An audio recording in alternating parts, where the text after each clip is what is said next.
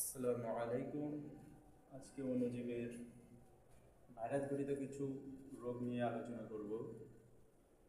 HIV ভাইরাসের কারণে AIDS রোগ হয়, অর্থাৎ যার এইচআইভি হলো সে তো গেল। তাহলে গেলতে কে?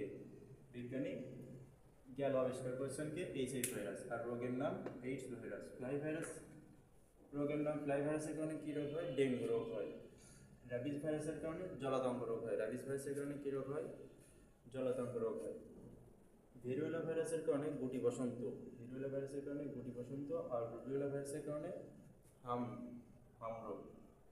আচ্ছা, দন্ডাকার ভাইরাস এর উদাহরণ কি? এটিএম। এটিএম এতে হচ্ছে আলফা মোজাইক ভাইরাস বা আলফা আলফা মোজাইক ভাইরাস। এইতে tobacco mosaic virus, tobacco mosaic virus বা টিএমভি। আর এমতে হচ্ছে মামস ভাইরাস। কি virus? Mumps virus.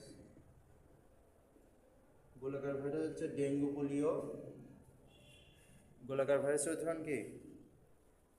Dengue, polio, TIV, HIV. হবে? গোলাকার ভাইরাসের উদাহরণ কি? Dengue, polio, TIV, HIV. Dengue, polio, TIV, HIV. ঘনক্ষেত্রকার ভাইরাস কোনগুলো?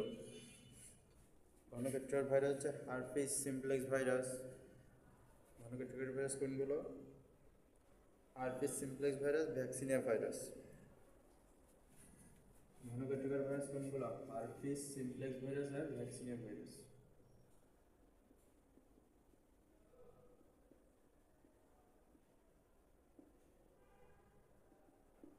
আর ইমার্জিং ভাইরাস কোনগুলো? HIV, Ebola, Nile, SARS virus, তাই না? ইমার্জিং ভাইরাস কোনগুলো?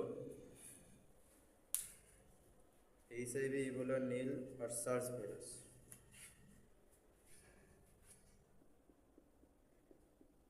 HIV, Ebola,